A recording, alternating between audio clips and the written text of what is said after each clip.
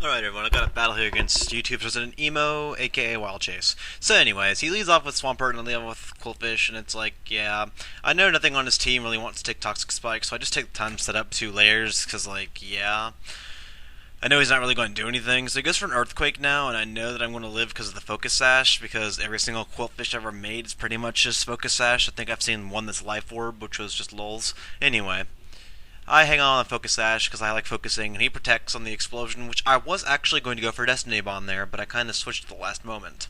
So anyways, I die, and he lives, and I go to look at my belly because I want him to stare at it and whatnot. So I go for a waterfall, and the Mudkip's not like... The Mudkips are all mad or whatever, and so they start gathering together and making a shiny Swampert, and then they shake the ground. Anywho, after that fiasco, I eat some leftovers from his refrigerator because he's about to get frozen with my ice punch. So I punch his fridge and the freezer comes open and he gets frozen solid and he's like, oh my god, are you kidding me? You froze me, you suck. So anyway, he's frozen and he eats some leftovers from his freezer, but whatever.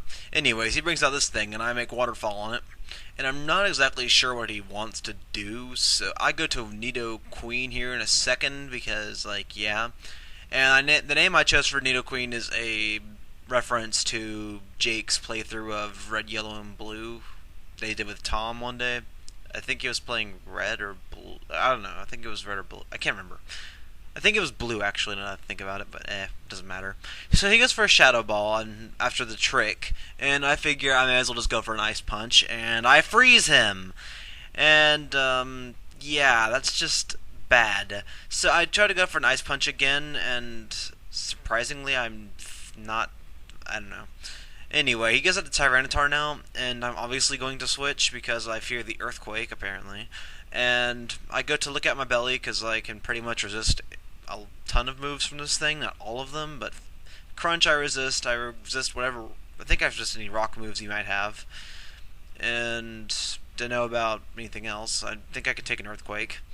So he goes for a Crunch, and I know I can live it because I resist, and I get the useless defense drop, and I break his bricks, and that's obviously going to kill the Tyranitar because Tyranitar doesn't like having his bricks broken. So his shelter falls down on top of him, and he can't log onto the PlayStation Network anymore, so he dies. Anywho, the sandstorm's still raging about, and I eat some more leftovers, because, like, yeah. And out comes an Infernape, which gets poisoned by the terrible leftovers left in the freezer. Anyways, he ties a grass knot around me, and it ends up choking my Poliwrath, and it dies. Thanks a lot. And the sandstorm hits him, and he's poisoned, so yeah. Now bring out this thing because it obviously threatens him with the obvious Air Slash coming, and I still haven't changed this thing's hit points to be not negative, odd. Anyways, he goes out to Salamence now, and I go for an Air Slash, and this did way more than I thought it would.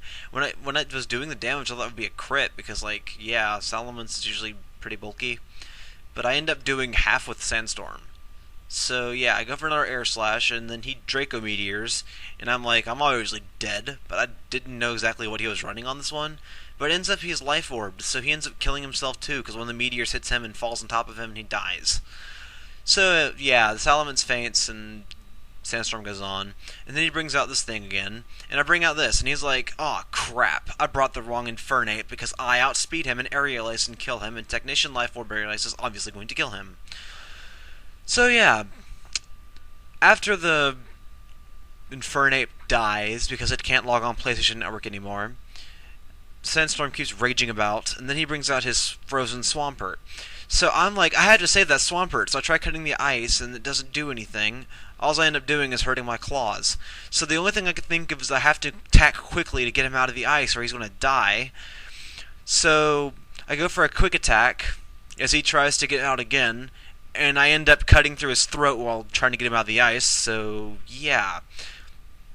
Now I'm left at exactly 7 hit points, and I figure, well, I know I'm faster than Magnezone, so I may as well just stay in for a Brick Break, see what it does. And it does quite a bit because, yeah, it's super effective and whatnot. And he has to just faint from that because his claws hurt so much, and he always has to recoil damage. So anyways, the Magnezone's floating there, and it's like trying to go for hidden power, but it can't. So I decided to show up my superpowers, because hidden powers suck. Anyways, good game, Wilechase. Sorry about the hacks. I know it was gay freezing you twice, but then again, I don't know how much it actually affected the battle. Anyways, good game.